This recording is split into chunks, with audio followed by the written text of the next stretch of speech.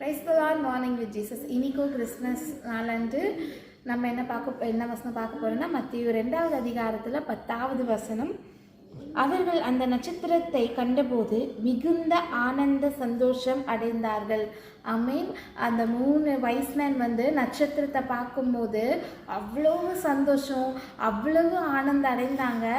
ஏன்னா நம்ம பாவத்தை மன்னிக்க வந்த, நம்ம பாவத்தை போக்க வந்த கிறிஸ்து இயேசு பிறந்திருக்கிறாரு, ராஜா பிறந்திருக்கிறாரு என்ற ஒரு செய்தி கேட்ட போது அந்த 3 வைஸ்மேன் அவ்வளவு சந்தோஷப்பட்டாங்க.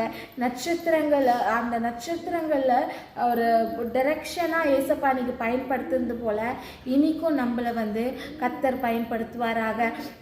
கர்த்தருக்கு வழி நடத்துகிற ஒரு ஜனமாக நம்ம இருக்கணும், நம்ம மாறணும். அதற்கு ஆவியானவர் உதவி செய்யணும் நம்மளுக்கு. அன்னைக்கு நட்சத்திரத்தை எப்படி பயன்படுத்தினாரோ, கிறிஸ்து எங்கே பிறந்தாரு, எப்படி கிறிஸ்து போகிறது நட்சத்திரம் வழிகாட்டியாக இருந்ததோ, இன்னைக்கு கர்த்தர் நம்மள ஒரு காம்பஸாக, நம்மள ஒரு நட்சத்திரமாய் அவர் பயன்படுத்துறதுக்கு ஆவியானவருக்கு நம்மளுக்கு உதவி செய்வாராகன்றது நம்ம டெய்லி ஜெபிக்கணும். அங்கே போனது 3 நாள் பார்த்தோன்னா, அங்கே போனது 3 பேர் வைஸ்மேன் 3 பேர் போனாங்க. ஏசப்பா 3வது நாளை உயிர் தெளிந்தார், மரணத்தை ஜெயித்தாங்க. 3ஆம் நாள் உயிர் தெளிந்தாங்க. ஏசப்பாவுடைய பிறப்பு குறித்து எல்லா இதுலேயும் ஒரு நோக்கம் இருக்குது. அவருடைய தாழ்மையாக பிறந்ததுக்கு, நட்சத்திரம் வழிகாட்டுனது, எல்லாத்துக்கும் எல்லாத்துக்கும் ஒரு நோக்கம் உள்ளது.